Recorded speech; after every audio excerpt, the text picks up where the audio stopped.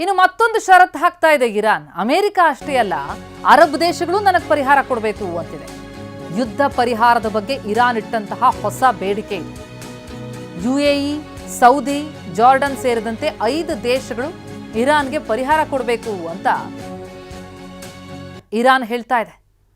ಈಗಾಗಲೇ ಸಂಧಾನ ಸಭೆಯ ಸಂದರ್ಭದಲ್ಲೂ ಕೂಡ ಅಮೆರಿಕ ನಮ್ಮ ಮೇಲಾದಂತಹ ನಷ್ಟಕ್ಕೆ ಪರಿಹಾರ ಕೊಡಬೇಕು ಅನ್ನುವಂಥ ಷರತ್ತನ್ನು ವಿಧಿಸಿತ್ತು. ಅದ್ಯಾವುದ್ರ ಬಗ್ಗೆನೂ ಕೂಡ ಚರ್ಚೆಯಾಗಲಿಲ್ಲ, ಸಂಧಾನ ವಿಫಲ ಆಯಿತು. ಆದರೆ ಈಗ ಮತ್ತೊಂದು ಷರತ್ತನ್ನು ಇರಾನ್ ಹಾಕ್ತಾ ಇರೋದು. ಅಮೆರಿಕ ಅಷ್ಟೇ ಅಲ್ಲ, UAE, ಸೌದಿ, ಜಾರ್ಡನ್ ಸೇರಿದಂತೆ 5 ದೇಶಗಳು ನಮಗೆ ಪರಿಹಾರವನ್ನು ಕೊಡಬೇಕು. ಅಂದರೆ ಅಮೆರಿಕಾದ ಸೇನಾ ನೆಲೆಗಳು ಇಲ್ಲಿದ್ವು, ಅದನ್ನು ಗುರಿಯಾಗಿಸ್ಕೊಂಡು ಇರಾನೇ ದಾಳಿ ಮಾಡಿತ್ತು. ಅಲ್ಲಿ ಭಾರಿ ನಷ್ಟ ಆಗಿದೆ.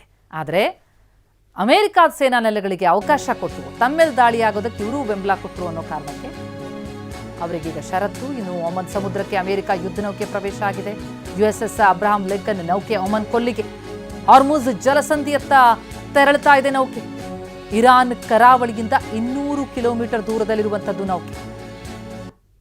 ಸಂಧಾನ ವಿಫಲ ಆಗ್ತಾ ಇದ್ದಂತೆ ಹಾರ್ಮುಜ್ ಜಲಸಂಧಿಯನ್ನ ಯಾವುದೇ ರೀತಿ ಸುಂಕ ತೆಗೆದುಕೊಳ್ಳದೆ ಮುಕ್ತವಾಗಿ ಬಿಡೋದಕ್ಕೆ ಇರಾನ್ ಒಪ್ಪಲಿಲ್ಲ. ಅದರಿಂದ ಕೆರಳಿ ಕೆಂಡವಾದಂತಹ ಟ್ರಂಪ್ ಹಾರ್ಮುಜನ್ನು ನಾವು ವಶಕ್ಕೆ ಪಡಿತೀವಿ, ಜಲಸಂಧಿಗೆ ದಿಗ್ಬಂಧನ ಹಾಕ್ತೀವಿ ಅಂತ ತಮ್ಮ ನೌಕೆಗಳನ್ನು ಕಳಿಸ್ತಾ ಇದ್ದಾರೆ.